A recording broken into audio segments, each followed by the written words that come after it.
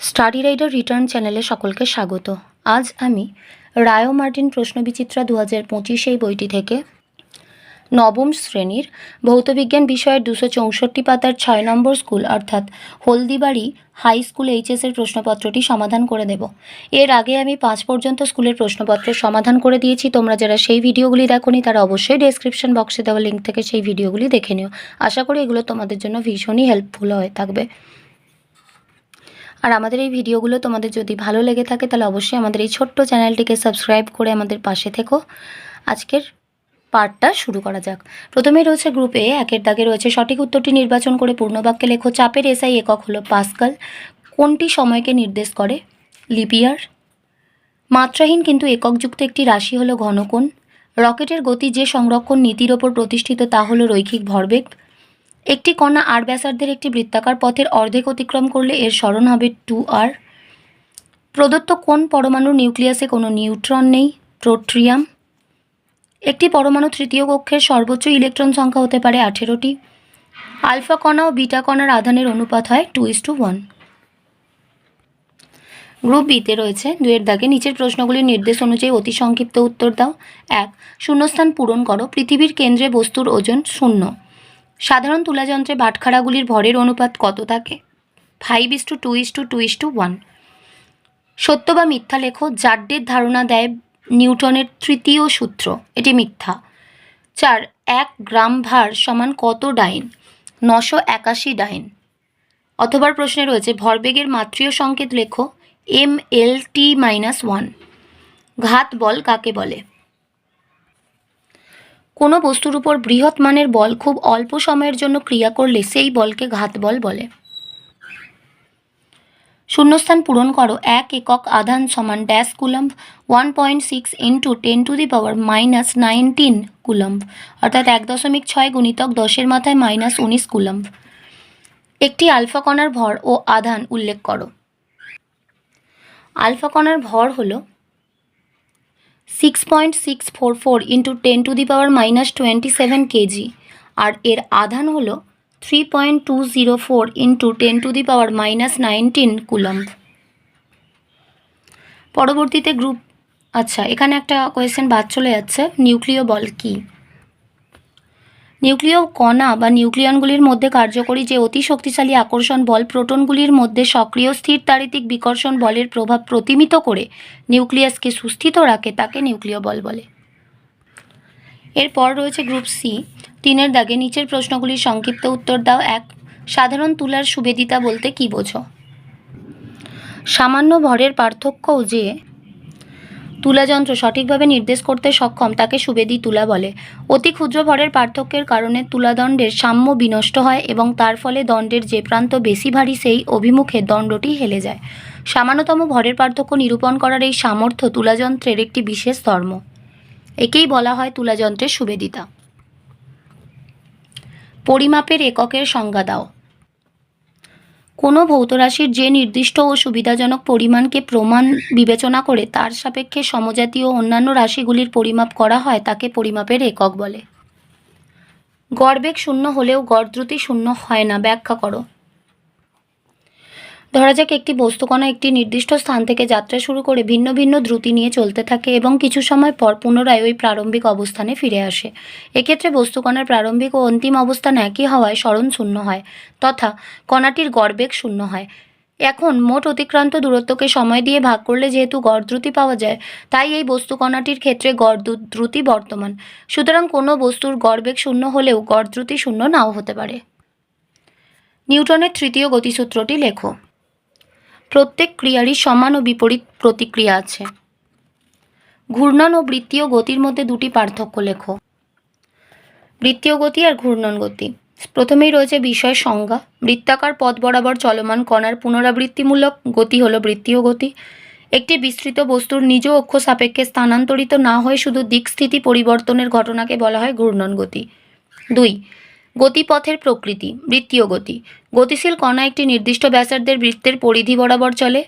ঘূর্ণন গতি বিস্তৃত বস্তুর পৃষ্ঠতলে অবস্থিত বিভিন্ন বিন্দু বা কণা কেন্দ্রীয় অক্ষ সাপেক্ষে সমান অথবা ভিন্ন ভিন্ন ব্যাসার্ধযুক্ত বৃত্তপথ অনুসরণ করে থাকে।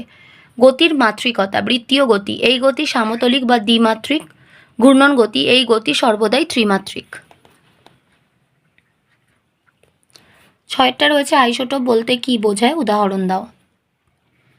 একই মৌলের বিভিন্ন পরমাণুর পরমাণু ক্রমাঙ্ক কিন্তু একই নিউক্লিয়াসে ভিন্ন সংখ্যক নিউট্রন থাকার জন্য ভর সংখ্যা আলাদা হলে তাদের পরস্পরকে আইসোটোপ বা সমস্থানিক বলে। যেমন ক্লোরিনের দুটি আইসোটোপ হলো Cl 3517 এবং Cl 3717। এই দুটি পরমাণুর পরমাণু ক্রমাঙ্ক সমান, অর্থাৎ 17, এখানেও 17 রয়েছে, এখানেও 17 রয়েছে, কিন্তু ভর সংখ্যা আলাদা। এটা 35, এটা 37। প্রথম পরমাণুটিতে নিউট্রন সংখ্যা 35 - 17 সমান 18টি এবং দ্বিতীয় পরমাণুতে নিউট্রন সংখ্যা হচ্ছে 37 - 17 সমান 20টি। তাই এরা পরস্পর আইসোটোপ। ভর সংখ্যা ও পারমাণবিক সংখ্যার মধ্যে একটি পার্থক্য লেখো। বিষয় হলো সংখ্যা। ভর সংখ্যা পরমাণুর কেন্দ্রে উপস্থিত প্রোটন ও নিউট্রন সংখ্যার যোগফল হলো ভর সংখ্যা। পারমাণবিক সংখ্যা পরমাণুর কেন্দ্রে উপস্থিত প্রোটন সংখ্যাই হলো পরমাণু ক্রমাঙ্ক বা পারমাণবিক সংখ্যা। বিষয় নম্বর 2 স্বকীয় ধর্ম। ভর সংখ্যা ভর সংখ্যা মৌলের স্বকীয় বা মূলগত ধর্ম নয়। পারমাণবিক সংখ্যা বা পরমাণু ক্রমাঙ্ক মৌলের স্বকীয় বা মূলগত ধর্ম। বিষয় হচ্ছে ইলেকট্রন সংখ্যার সঙ্গে তুলনা। ভর সংখ্যা পরমাণুর ভর সংখ্যা ও ইলেকট্রন সংখ্যার থেকে বেশি হয়। পারমাণবিক সংখ্যা সমস্ত নিস্তড়িত পরমাণুর ক্ষেত্রে পরমাণু ক্রমাঙ্ক ও ইলেকট্রন সংখ্যা সমান হয়। বোরের পরমাণু মডেলের দুটি ত্রুটি উল্লেখ করো। 1. বোরের পরমাণু মডেল শুধুমাত্র এক ইলেকট্রনীয় পরমাণুর রেখা বর্ণালী ব্যাখ্যা করতে পারে। 2 বা তার বেশি সংখ্যক ইলেকট্রন বিশিষ্ট মৌলের পরমাণুর রেখা বর্ণালী ব্যাখ্যা করতে পারে না। 2. বোরের পরমাণু মডেল থেকে পরমাণুর ত্রিমাত্রিক গঠন সম্পর্কে কোনো ধারণা পাওয়া যায় না। আয়ন কাকে বলে? আয়ন কয় প্রকার ও কী কী? পরমাণু তার সর্ববহিস্থ কক্ষ থেকে এক বা একাধিক ইলেকট্রন বর্জন বা গ্রহণ করার ফলে তড়িৎগ্রস্ত হলে তাকে আয়ন বলে, যেমন Na+, Cl- ইত্যাদি। আয়ন 2 প্রকার। ক্যাটায়ন অর্থাৎ ধনাত্মক তড়িৎগ্রস্ত আয়নকে বলা হয় ক্যাটায়ন, যেমন H+, Ca2+ ইত্যাদি। অ্যানায়ন ঋণাত্মক তড়িৎগ্রস্ত আয়ন হলো অ্যানায়ন, যেমন হচ্ছে Cl- O2-। গ্রুপ ডির প্রশ্নের 4 দাগে রয়েছে নিচের প্রশ্নগুলির উত্তর দাও। 1. সাধারণ স্কেলের সাহায্যে একটি পাতলা পাতার গড় বেধের মান কিভাবে নির্ণয় করা যায়? অনেকগুলি অভিন্ন কাগজ একত্রিত করে বা বইয়ের ক্ষেত্রে সমগ্র বইটির বেধ সাধারণ স্কেলের সাহায্যে মাপা হলো। ধরা যাক এই পাঠ হলো D সেমি। এই পাঠকে কাগজ বা বইয়ের পাতার সংখ্যা দিয়ে ভাগ করলে যে মান পাওয়া যায় সেটিই একটি পাতার বেধ নির্দেশ করে। পাতার সংখ্যা x হলে একটি পাতার বেধ t সমান D/x সেমি। অথবা রয়েছে একটি মাপনী চোঙের সাহায্যে কিভাবে একটি অসম আকৃতির কঠিন বস্তুর আয়তন নির্ণয় করা যায়। প্রথমে সাধারণ তুলাযন্ত্রের সাহায্যে অসম আকৃতির কঠিন বস্তুর ভর পরিমাপ করা হলো। ধরি বস্তুটির ভর হলো m একক।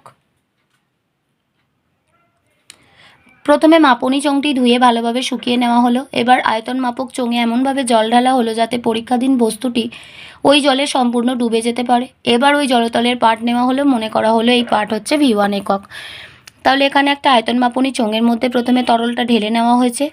ঢেলে নেওয়ার পর তার পাঠ দেখা হলো। পাঠটা হচ্ছে V1, অর্থাৎ এখান পর্যন্ত লেয়ারটা রয়েছে, অর্থাৎ জলের লেয়ারটা এই লেভেল পর্যন্ত রয়েছে। এটার পাঠটা হচ্ছে V1 একক। এবার বস্তুটিকে পরিষ্কার করে মোম মাখানো একটি সরু ও শক্ত সুতো দিয়ে বেঁধে ধীরে ধীরে তরলের মধ্যে ডোবানো হলো। ফলে জলতল কিছুটা উপরে উঠবে। এই অবস্থায় জলতলের পাঠ নেওয়া হলো। মনে করি এই পাঠ V2 ঘন একক। বস্তুটাকে সুতো দিয়ে ভিতরে ডুবিয়ে দেওয়া হয়েছে। এর ফলে জলতল কিছুটা মাত্রায় উঠেছে। এটাকে আমরা V2 ধরে নিলাম। এক্ষেত্রে মোম মাখালে সুতোটি ভেজে না, অর্থাৎ জল শোষণ করে না, তাই পাঠে কোনো ত্রুটি আসে না। এখন বস্তুর প্রকৃত আয়তন পেতে গেলে V2 - V1 পাঠ থেকে নিমজ্জিত সুতোর আয়তন বাদ দিতে হবে। এক্ষেত্রে পাঠ নেওয়ার সময় লম্বন ত্রুটি যাতে না আসে সেদিকে লক্ষ্য রাখতে হবে। 2 দাগে রয়েছে X 235 92 পরমাণুর ভর সংখ্যা ও পারমাণবিক সংখ্যা কত? X 235 92 পরমাণুর ভর সংখ্যা হচ্ছে 235, যেহেতু মাথার উপরে 235 রয়েছে। পারমাণবিক সংখ্যা 92, যেহেতু নিচে 92 রয়েছে। এর সাথেই বলেছে পরমাণুতে যদি 5টি নিউট্রন বেশি থাকতো তাহলে সেটি সংকেত কিভাবে লেখা হতো? পরমাণুতে যদি 5টি নিউট্রন বেশি থাকতো তাহলে ভর সংখ্যা হয়ে যেত 235 + 5 = 240। এখন পরমাণুর সংকেতটা এইভাবে লেখা হতো, এক্স উপরে হয়ে যেত 240 আর নিচে যেমন 92 ছিল 92 থাকতো, অর্থাৎ এক্স 240 92। অতবার প্রশ্নে রয়েছে C14-6 পরমাণুর ইলেকট্রন প্রোটন ও নিউট্রন সংখ্যা কত, এর ইলেকট্রন বিন্যাস লেখো। 14C6 পরমাণুটির প্রোটন সংখ্যা 6, যেহেতু নিচে 6 রয়েছে, ইলেকট্রন সংখ্যা 6, প্রোটন সংখ্যা যা হয় ইলেকট্রন সংখ্যাও সেম হবে। আর নিউট্রন সংখ্যা বের করার জন্য দুটোকে বিয়োগ করব, 14 - 6 = 8। তাহলে এর ইলেকট্রন বিন্যাস হবে, টোটাল যেহেতু 6টাই ইলেকট্রন রয়েছে, এর ইলেকট্রন বিন্যাস হবে কে কক্ষে 2, এল কক্ষে 4টে। এর সাথেই রয়েছে ত্বরণের এককে প্রতি সেকেন্ড কথাটি দুবার আসে কেন। ত্বরণ বা মন্দনের এককে প্রতি সেকেন্ড কথাটি দুবার আসে, একবার বেগ বোঝানোর জন্য আর একবার বেগ পরিবর্তনের হার বোঝানোর জন্য। ত্বরণের একক সমান গতিবেগের একক বাই সময়ের একক সমান গতিবেগের একক মানে হলো স্মরণের একক বাই সময়ের একক গুণিতক 1 এই সময়ের এককটা সমান উপরে হচ্ছে স্মরণের একক, নিচে হচ্ছে সময়ের এককের স্কয়ার, অর্থাৎ ত্বরণের একক সমান স্মরণের একক বাই সময়ের এককের স্কয়ার। তাই ত্বরণের এককে সময়ের এককটা দুবার আসে। নিউটন ও ডাইনের মধ্যে সম্পর্ক কি? 1 নিউটন সমান 10⁵ ডাইন। আজ এই পর্যন্ত। ভিডিওটি ভালো লাগলে অবশ্যই একটা লাইক দিও, আর আরও এরকম গুরুত্বপূর্ণ পড়াশুনো সংক্রান্ত ভিডিও পাওয়ার জন্য আমাদের চ্যানেলটিকে সাবস্ক্রাইব করে পাশে থেকো, এবং ভালো লাগলে লাইক, কমেন্ট ও শেয়ার করো। ভালো থেকো, খুব তাড়াতাড়ি ফিরে আসছি নেক্সট ভিডিওতে। Thanks for watching.